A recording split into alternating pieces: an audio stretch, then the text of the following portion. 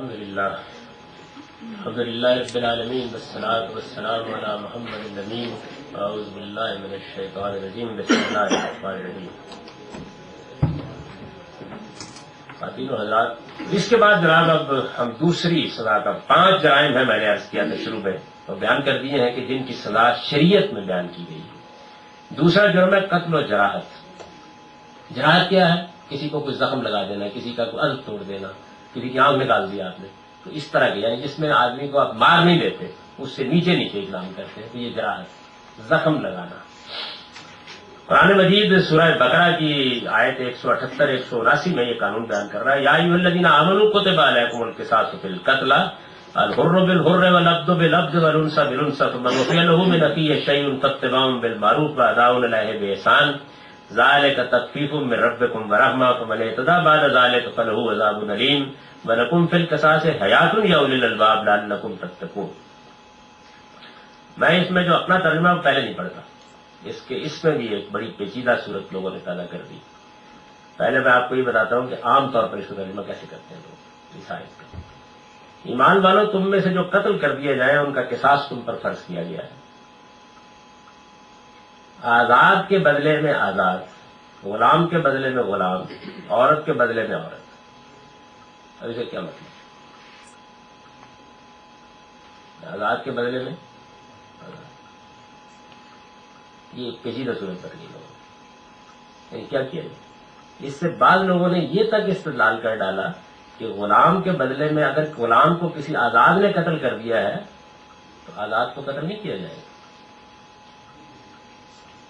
کسی عورت نے مرد نے عورت کو قتل کر دیا ہے تو اس کے قصاص میں مرد کو قتل نہیں کیا جائے گا.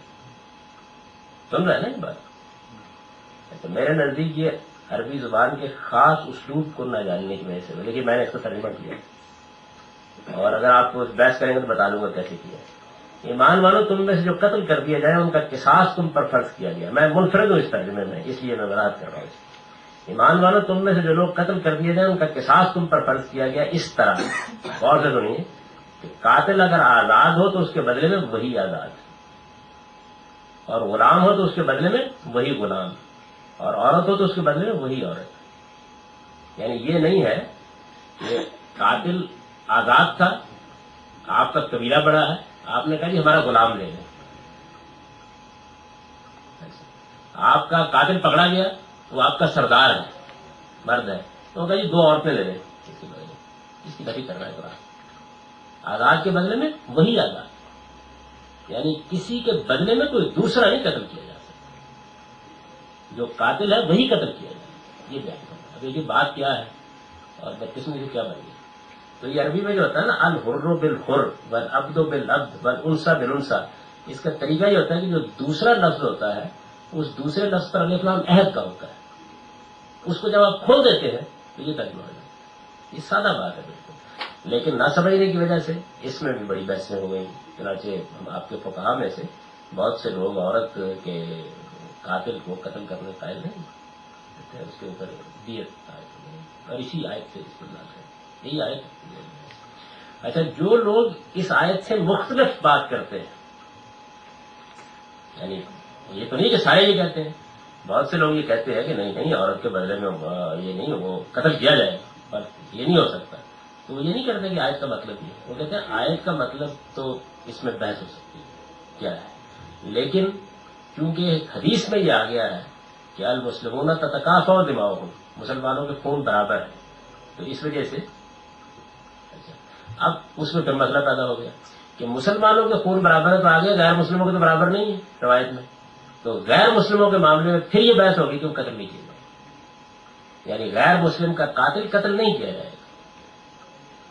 ایک آدمی کیا، اس نے ایک مسیحی کو مسلمان ریاست کے اندر قتل کر دیا تو اب اسے قتل نہیں کیا جائے گا، دیت پر معاملہ ہوگا. تو حدیث سے بھی مسئلہ نہ سلجھا، یعنی ابھی بھی مسائل اس کے اندر موجود ہے. اب کچھ لوگ جو اس کو بھی نہیں مانتے، جیسے حناف نہیں مانتے، وہ کہتے ہیں کہ نہیں یہ سزا دی جائے گی، تو وہ پھر کیا کرتے ہیں واقعات سے کہ یہ فلاں موقع پر یہ ہوا تھا. جیسے مثال کے طور پر شہادت پر جب میں نے بحث کی تو میں نے یہ بتایا کہ قرآن میں یہ ہے، عقل عام یہ کہتی ہے، قرآن مجید میں ایسی کوئی بات نہیں کہ عورتوں کی گواہی قبول نہیں کی جائے گی. تو میرے نزدیک بعض موقعوں کے اوپر بعض لوگ استدلال میں بہت انبار لگانے کے نتیجے میں استدلال کو کمزور کر دیتے ہیں. ایک محکم جگہ پر آپ کھڑے ہو کے استدلال کریں نا، اصل استدلال ہے. تو اب وہ کیا کرتے ہیں، وہ کہتے ہیں نہیں شہادت عورتوں کی قبول کی جائے گی، آپ قرآن سے استدلال کیجیے، وہ ایک طرف ہے. اب اس کے بعد وہ کہتے ہیں وہ دیکھیے وہ ایک لڑکی تھی، اس کا ایک یہودی نے سر کچل دیا تھا، اس کے نظری بنیاد پر حضور نے فیصلہ کیا تھا، تو شہادت ہی نا اس کی. تو میں اس کو نہیں صحیح سمجھتا، یعنی میرے خیال کے مطابق واقعات کو میں اسی طرح دیکھوں گا کہ جو اصل بات ہے وہ کیا ہے. تو میرے نزدیک قرآن مجید کوئی فرق نہیں کر رہا، وہ تو الٹ بات کہہ رہا ہے، جو بات وہ بیان کر رہا ہے وہ الٹ ہے، لیکن اس کی اپنی ایک زبان ہے. اس کو سیکھنے میں آپ کو 20-25 سال بال سفید کرنے پڑتے ہیں، پھر وہ سمجھ میں آ جاتی ہے کہ کیا زبان ہے. تو میں اس کو ایسے ترجمہ کرتا ہوں، ایمان والو تم میں سے جو قتل کر دیا جائے ان کا قصاص تم پر فرض کیا گیا ہے. اس طرح کے قاتل اگر آزاد ہو تو اس کے بدلے میں وہی آزاد، اور غلام ہو تو اس کے بدلے میں وہی غلام، اور عورت ہو تو اس کے بدلے میں وہی عورت. پھر جس کے لیے اس کے بھائی کی طرف سے کچھ رعایت کی گئی تو دستور کے مطابق اس کی پیروی کی جائے، اور جو کچھ بھی خون بہا وہ خوبی کے ساتھ ادا کر دیا جائے. یہ تمہارے پروردگار کی طرف سے ایک قسم کی رعایت اور تم پر اس کی عنایت ہے. یعنی یہاں بھی دیکھیے وہی اصول ہے کہ قرآن مجید نے قتل کے معاملے کو بھی ایک جگہ نہیں رکھا، بلکہ اس میں بھی 2 سزائیں بیان کر دی. قتل کے بدلے میں قتل کر دیا جائے یا مالی تاوان عائد کر دی جائے، سزا ہے وہ بھی. چنانچہ اس کے بعد اگر کوئی شخص زیادتی کرے تو اس کے لیے دردناک سزا ہے، اور تمہارے لیے قصاص میں زندگی ہے عقل والو، تاکہ تم حدود الہی کی پابندی کرتے رہو. یہ تو ترجمہ ہے. قصاص کا یہ حکم یہ سورہ بقرہ کی آیت 178-179 میں بیان ہوا ہے. قصاص کا یہ حکم جس طرح ہمارے لیے ہے اسی طرح پہلی امتوں کے لیے بھی. یعنی یہ جو حکم ہے قرآن کا، یہ خیال نہ کیجیے کیسے، یہ بھی میں یعنی یہاں مجھے چونکہ بحث منفی نہیں کرنی ہوتی اس کتاب میں، لیکن یہ ہر جملے کا ایک پس منظر ہوتا ہے. بعض لوگوں کا کہنا یہ ہے کہ یہ تخفیف ہمارے یہاں ہوئی، اس وجہ سے میں اشارہ کر رہا ہوں. قصاص کا یہ حکم جس طرح ہمارے لیے ہے اسی طرح پہلی امتوں کے لیے بھی تھا. قرآن نے تورات کے حوالے سے فرمایا ہے، قرآن نے کہا ہے، تورات میں قانون بھی بیان ہوا ہے، قرآن نے اس کا حوالہ دیا ہے، پورا کوٹ کیا قانون. وَكَتَبْنَا عَلَيْهِمْ فِيهَا أَنَّ النَّفْسَ بِالنَّفْسِ وَالْعَيْنَ بِالْعَيْنِ وَالْأَنفَ بِالْأَنفِ وَالْأُذُنَ بِالْأُذُنِ وَالسِّنَّ بِالسِّنِّ وَالْجُرُوحَ قِصَاصٌ فَمَن تَصَدَّقَ بِهِ فَهُوَ كَفَّارَةٌ لَهُ وَمَن لَّمْ يَحْكُم بِمَا أَنزَلَ اللَّهُ فَأُولَٰئِكَ هُمُ الظَّالِمُونَ.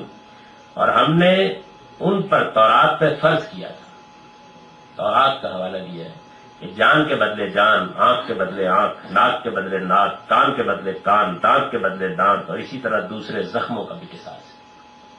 یہاں تفصیل ہے. قرآن نے کہا کتب علیکم القصاص، یعنی وہاں صرف قصاص کا لفظ استعمال کر دیا. پھر جس نے معاف کر دیا، اب دیکھیے وہاں بھی ہے نا فمن عفی لہ من اخیہ شیء، جس کو اس کے بھائی کی طرف سے کچھ رعایت کی گئی، کہ جس نے معاف کر دیا تو وہ مجرم کے لیے کفارہ ہے جو اللہ کی اتاری ہوئی شریعت کے مطابق فیصلہ نہ کریں، لا ریب وہی ظالم ٹھہرے. یہ سورہ مائدہ میں.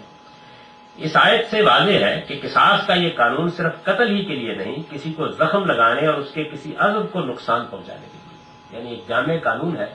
آپ نے کسی کو قتل کر دیا تب بھی یہ قانون لاگو ہوگا، آپ نے کسی کے کسی عضو کو کوئی نقصان پہنچا دیا تب بھی یہ قانون لاگو ہوگا. قرآن کی روح سے یہ سب سنگین جرائم ہیں، لیکن جہاں تک قتل کا تعلق ہے اس کو تو اس نے پوری انسانیت کا قتل قرار دیا ہے. اس کا ارشاد ہے من قتل نفسا بغیر نفس او فساد فی الارض فکانما قتل الناس جميعا ومن احیاها فکانما احیا الناس جميعا.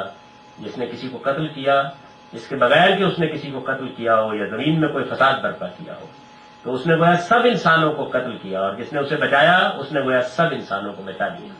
اس آیت سے میں ایک اور استدلال بھی کرتا ہوں، یعنی قانون کے معاملات میں وہ آگے آ جائے، اور وہ بھی قرآن کا بہت کمال ہے. یعنی بات بیان ایسے کی ہے کہ بظاہر کسی کی نگاہ نہیں پڑی، لیکن یہ ہے کہ جیسے ہی آپ غور کرتے ہوئے نتیجہ نکلا.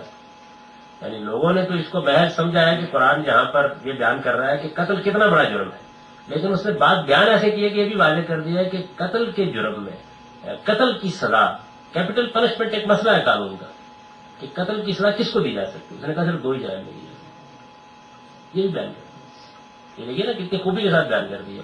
ایک یہ کہ جس نے کسی کو قتل کیا ہو، دوسرا یہ کہ فساد فی الارض کا ارتکاب کیا. اب دیکھیے قرآن کی دونوں آیتوں کو پڑھ لیجیے. قتل کی سزا وہ بیان کر رہا ہے، قتل، اور فساد فی الارض یہ آیت ہم پڑھ چکے ہیں، اس سے تفصیل ہو سکتی ہے. تو یہ بھی بیان کر دیا. اب اس کے کچھ نتائج نکلتے ہیں. مثال کے طور پر جو 2 ہی صورتوں میں قتل کیا جا سکتا ہے، تو ارتداد پر قتل نہیں کیا جا سکتا، شتم رسول پر قتل نہیں کیا جا سکتا.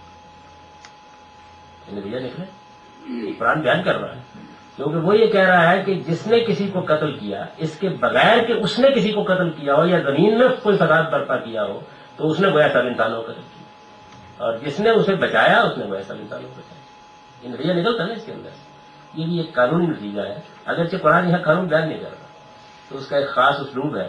یہ نتیجہ میں نے نکال کے آگے اس کا حصہ بنا دیا ہے قانون کا، کہ کیپٹل پنشمنٹ کے بارے میں ہماری شریعت میں قرآن نے یہ ہدایت کر دی ہے کہ 2 جرائم نہیں ہو سکتی، ورنہ نہیں ہو سکتی. باقی جرائم میں اور سویا گیا، مار نہیں سکتے. تو انسانی زندگی کو تحفظ اس سے حاصل ہوا، ورنہ کل کو پارلیمنٹ بیٹھے گی قانون بتا دیا نا کہ بس یہاں آپ اس سے آگے نہیں جا سکتے. اور دونوں میں خود قانون سازی کر دی، فساد پہ لفظ کی قانون سازی بھی خود کر دی اور قتل کی قانون سازی بھی خود کر دی. اس صورت میں قرآن مجید نے اس کے مرتکبین کو، یعنی قتل کے مرتکبین کو بالخصوص جب وہ کسی مسلمان کو قتل کریں قیامت میں ابدی جہنم کا مستحق قرار دیا اور پوری صراحت کے ساتھ فرمایا ہے وَمَن يَقْتُلْ مُؤْمِنًا مُتَعَمِّدًا فَجَزَاؤُهُ جَهَنَّمُ خَالِدًا فِيهَا وَغَضِبَ اللَّهُ عَلَيْهِ وَلَعَنَهُ وَأَعَدَّ لَهُ عَذَابًا عَظِيمًا.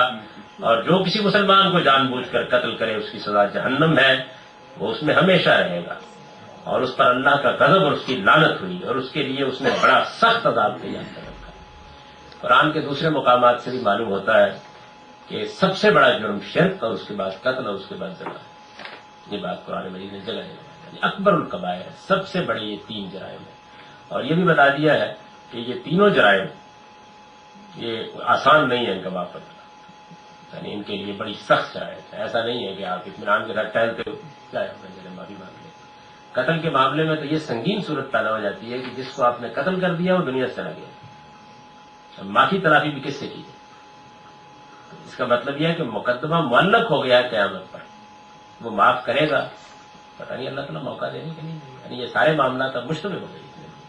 تو یہ گویا بتا دیا ہے کہ یہ آسان نہیں سمجھ لیجیے. دوسرا یہ بتا دیا کہ اسلام کے باوجود، مسلمان کے ہونے کے باوجود، ایمان پر ہونے کے باوجود، اعمال صالحہ کرنے کے باوجود اگر کسی کو قتل کر دیا ہے تو ابدی جہنم ہے. یعنی سزا وہی ہے جو اتمام حجت کے بعد کو پائے.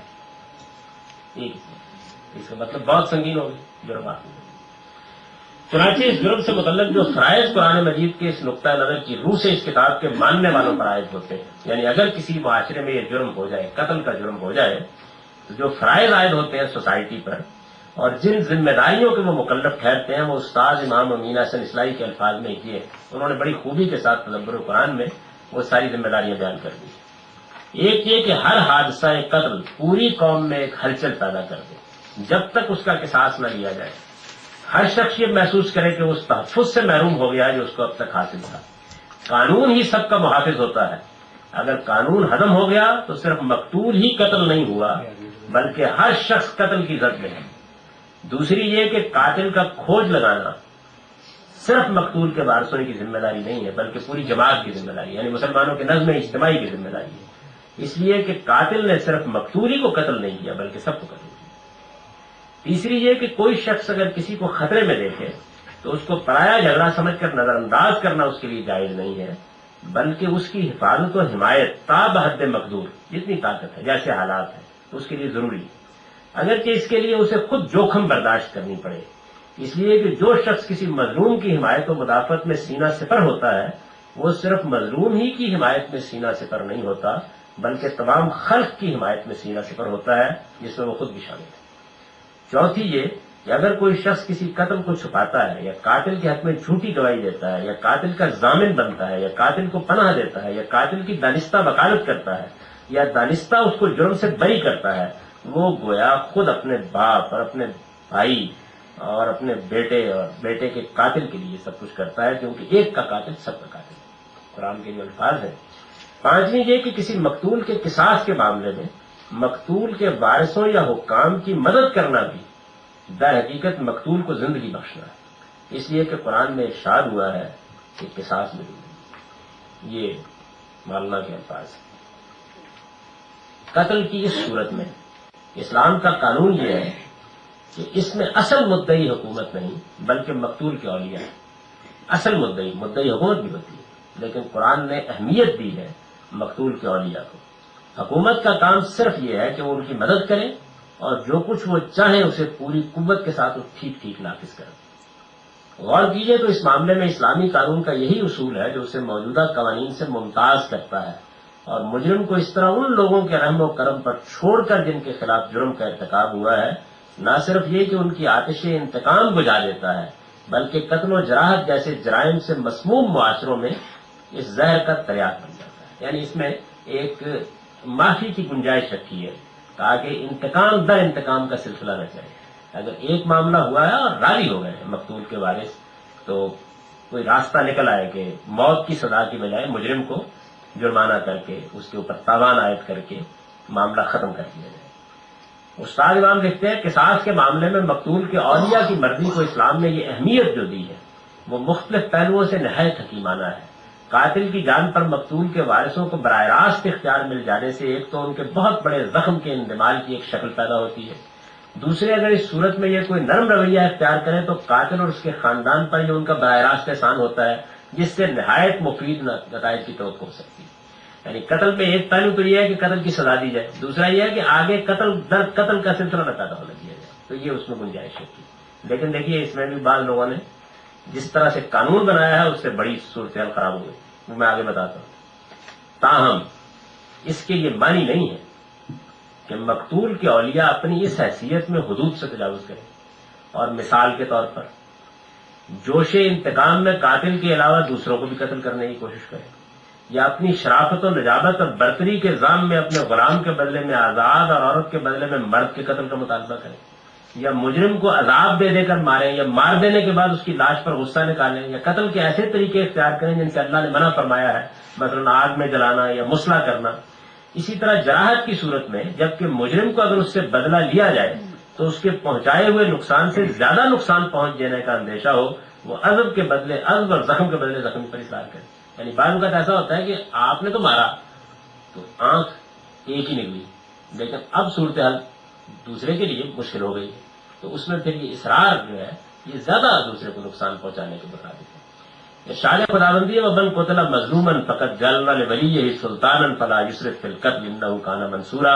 اور جو شخص مظلومانہ قتل کیا گیا ہو اس کے ولی کو ہم نے اختیار دیا ہے, لہذا اب وہ قتل میں حدود سے تجاوز نہ کرے اس لیے کہ اس کی مدد کی گئی. یعنی اس کو چاہیے کہ وہ اب جو بدلہ اس نے بدلے کو بدلے تک رکھے, قصاص تک رکھے, انتقام نہ بنا دے. اس میں یہ بات البتہ بالبراہت واضح ہے کہ مقتول اگر لاوارث ہو یا اس کے وارث تو ہوں لیکن وہ کسی وجہ سے مقتول کے معاملے میں کوئی دلچسپی نہ رکھتے ہوں یا ان کی اصل دلچسپی ہی کسی سبب سے مقتول کی بجائے قاتل اور اس کے شرکاء کے ساتھ ہو جائے, یہ ہو سکتا ہے نا امکانات, تو حکومت یقیناً مدعی ہوگی, حکومت اصل مدعی ہو جائے گی اور وہی اختیار جو مقتول کے اولیاء کو حاصل ہے وہ اس صورت میں اسے حاصل ہو جائے گا. حدود آرڈیننس میں اس کا خیال نہیں رکھا گیا. چنانچہ اب دیکھیے صورت کیا بنی ہے. صورت یہ بنی ہے جیسے ابھی آپ نے دیکھا کہ افشی مسرت کا کیس اس وقت عدالت میں. ایک خاتون کو ملتان میں یہ خیال کر کے کہ اس کا کہیں محبت کا معاملہ تھا, وہاں شادی نہیں کرنے دی. والدین نے مجبور کیا, جیسے ہمارے معاشرے میں ہوتا ہے عام طور پر اس طرح کے معاملات میں ایک عصبیت اور جہالت سوار ہو جاتی ہے اور معاملے کو ختم کرنے کی کوشش نہیں کی جاتی. اس خاتون نے وہاں طلاق لی. طلاق لینے کے بعد اپنے جس کزن کے ساتھ اس کو کچھ التفات تھا وہ چوری چھپے وہاں چلی گئی. اس کو وہاں سے پکڑ کر لایا گیا. پکڑ کر لانے کے بعد کچھ دنوں کے بعد اس کی موت واقع ہو گئی اور وہ دفن کر دی گئی. اب یہ چیمگوئیاں ہونی شروع ہوئیں کہ اس کو قتل کر دیا گیا. افشی مسرت نام ہے خاتون کا. اس کی لاش صدر جنرل پرویز مشرف صاحب کے براہ راست کام پر نکالی گئی. یہ ابھی کوئی مہینے 2 مہینے ہو گئے. جب اس کی لاش نکالی گئی, پوسٹ مارٹم کیا گیا تو معلوم ہو گیا قتل ہوا, یعنی جرم باشدات ہو گیا. قتل کیا گیا تو ظاہر ہے کہ انگلی گھر والوں کی طرف اٹھی, دفنایا انہوں نے. یہ تو نہیں ہو سکتا نا قتل کو اور کر گیا اور گھر والے اطمینان کے ساتھ دفن کر دیں. جب انہوں نے دیکھا کہ معاملہ اب ہمارے بس کا نہیں رہا, گھیرے میں آ گئے ہیں, تو والد صاحب جو ہے انہوں نے اپنے آپ کو قانون کے حوالے کر دیا. آپ جانتے ہیں آپ قانون کے حوالے کیوں کیا؟ قانون کے حوالے کر کے اعتراف کر لیا ہے جرم کا, اس لیے کہ جیسے ہی مقدمہ ثابت ہو جائے گا تو مقتول کے ورثہ کون ہے تو معاف کر دیں.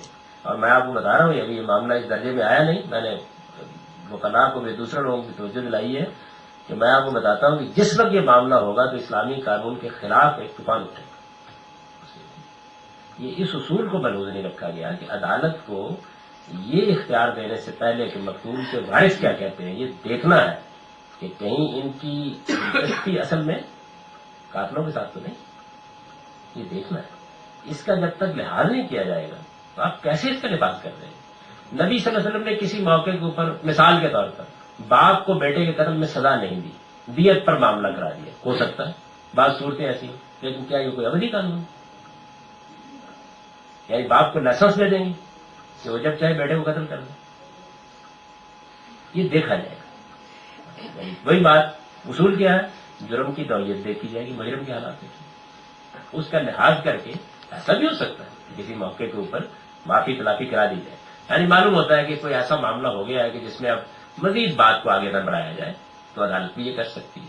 لیکن اس کو جب آپ ایک علی الاطلاق قانون میں بدل دیتے ہیں تو اس سے بڑے مسائل پیدا ہو جاتے ہیں، جس طرح کا مسئلہ اس وقت پیدا ہوا ہے. جی بس ایک ہی قتل بھی ہو گیا اور وقت بھی ہو گیا، پوروں کو لحاظ